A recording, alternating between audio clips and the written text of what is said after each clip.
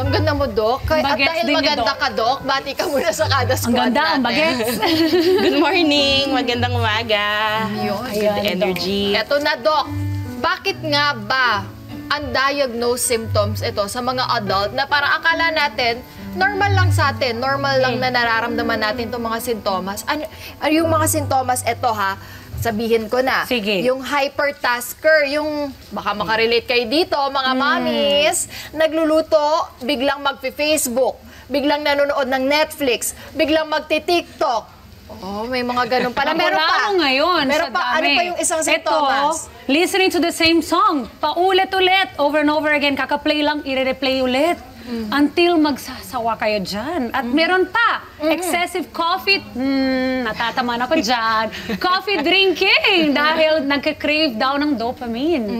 Naku, Doc. Meron pa dyan yung anger outburst kapag naghihintay ng matagal dahil daw naghahanap ang brain ng stimulation. Iilan pa lang yun, ha, Doc? Oo nga. Bakit nga ba? Okay. Una sa lahat, maganda na napag-uusapan siya ngayon, ano? Kasi for awareness, okay, pero maganda rin na pagkakataon ito, paalala sa lahat na ayaw din natin mag-overdiagnose. Okay, so sakto lang. So lahat ng ito, sintomas ng ADHD. Okay, ADHD is a neurodevelopmental disorder. Ibig sabihin, sa pagkaintindi natin doon sa imbalance sa brain na nagdudulot ng deficits in attention or imbalance in attention, nandiyan na yan simula pagkabata. Okay. Pero, lumalabas lang siya or natutuklasan bilang adult.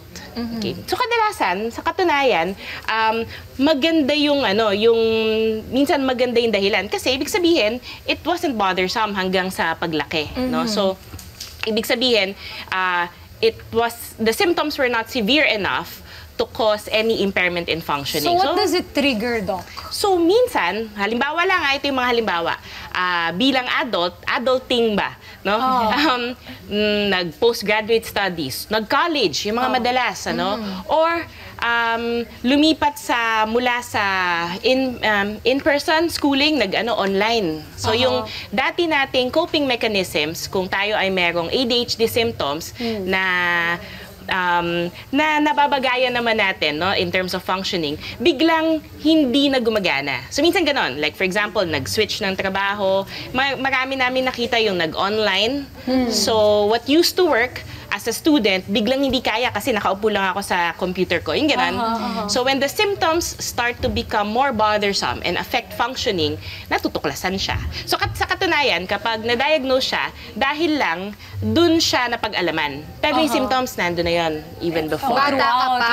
Kasi akala natin nung bata tayo, normal siya. Kasi nangyayari din siya dun sa environment na. Correct. Big sabihin, lang siya, naaayon or tolerable, not problematic. Paano ba ito nakaka-apekto?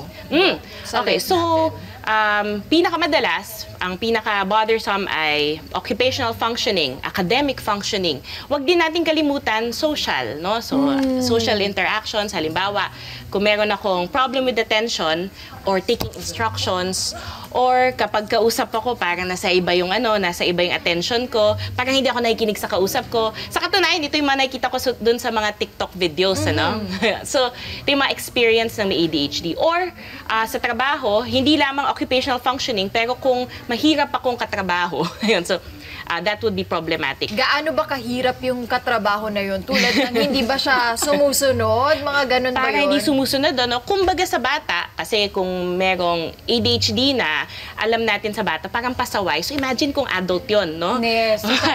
Pasaway, mahirap katrabaho, mahirap bigyan ng instruction, makakalimutin, nawala yung mga gamit. Na-mention pa dito, Doc, na meron din yung sa lalaki nagkakaroon ng multiple relationships pagkatapos ng honeymoon phase dahil sa pagdideplete ng dopamine at job hopping din or pagpapalit-palit ng trabaho to increase salary dahil ang brain ang naghahanap ng novelty or something new. Grabe din. It affects your social life as an adult, diba? So, paano i-manage po yun, Doc? Pwede din natin palawakin pa yan to apply to the relationships na papalit-palit. Ang experience ng iba, hobbies na papalit-palit. So, all out ako sa hobbies na to ngayon, gagastos ko sa ngayon, tapos iba na yung hilig ko sa susunod. Di pa bagong gastos yun, So, how to manage it, Doc? Okay, how to manage it?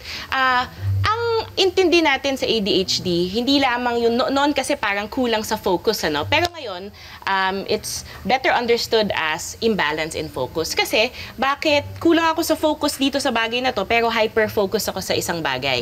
Yan. So, imbalance siya. Accordingly, when we do manage it, balance din ang hinahanap natin. So, kung sakali nga na ADHD siya, merong gamutan para doon to balance yung nabanggit na dopamine at iba pang chemicals in the brain, no? Very related compounds kasi yung coffee, minsan yung iba nating mga medications like antipsychotics, minsan drugs, illicit drugs, hindi ko nababanggitin, ano? Pero kasi related compounds ito. Bukod doon, meron tayong mga cognitive and behavioral strategies, no, to, again, balance, to regulate. Kasi dysregulation problem ang ADHD. Okay? So, dysregulated yung attention natin. Parang dapat ito yung iniisip ko ngayon, pero pag may iba ako Pero naisip. iba-iba na. Oo. So, ang strategy dyan ay regulation. Lahat ng may kinalaman sa regulation. Again, medication, behavioral strategies, cognitive strategies, psychosocial strategies. So, lahat ng iyon. Naku, no? para mas maintindihan niya ng mga kada natin, kailangan i-visit nila kayo, Dok, kasi baka mamaya dumudugo na yung ilong nila dun sa mga nabanggit mo, Dok, hindi nila masyadong maintindihan. Pero kapag gusto ba nila magpa-consult sa'yo, kasi yun yung mga bagay, mamis ha, tulad po nun, halimbawa, kausap niyo si Kumare, tapos mamaya, nagkukwento si Kumare, tapos yung utak niyo nasa iba, hindi na kayo nakikinig. Parang ganito. Parang tango lang kayo ng Nandito tango. ako sa interview, utak ko nandun sa alam na dish kasi ipe-prepare ko na po ang ating mga Yes. next na, excuse Doc ha, sa ADHD ko dito. Wow. Bilis mo na. Umalis Dahil ka mga agad kada. na Totoo yan. Okay. So parang ganun siya. So for sure na experience yun mga kada. Yung parang may kausap kayo, tapos iba, parang kumbaga lumilipad yung isip. Distracted, no? Distracted ka. So para magpa-consult sila sa'yo, tapos may mga tanong pa, saan ka ba nila mahanap, Dok? Okay. So, I am affiliated with the Medical City, sa FEU-NRMF, malapit rito, at saka sa Tala Hospital. Bukod sa psychiatrists, makakatulong din ang inyong family doctors, ang inyong psychologists, at ang inyong clinics. Yun. Okay, sa May trabaho. social media ba kayo, Dok, para ma-follow kayo ng mga kada natin? Pwede ba silang magpa-online consult? May Wala. social media ang ating mga hospitals. Ayun, doon na lang. Tsaka TikTok. i-visit na lang sa clinic, no, Yes. Doc? Ayun. Maraming salamat, Doc Quads. Thank Ano pa you. natin to, ha? Next time, invite ka namin para mas maintindihan pa natin to lalo. Kasi halos pareho lang sila ng ADD, right? Ito Yes. yung ADD means Wala yung hyperactive. Pero pareho lang yun. It's Halos, just sa no? adult. Minsan hindi naman tayo malikot, pero malikot ang isip. next time, invite ka namin ulit, Doc Quads. Maraming salamat po. Napaka-importanting alam natin ang ating state. Hindi lang physically, but mentally also. Mga kada, I hope may natutunan kayo. Hi, mga ka-Net 25. This is Emma Tiglao. For more Kada Umaga updates, just click the subscribe button and follow us on Net 25 social media pages at Net 25 TV and at Net 25 Entertainment Facebook page.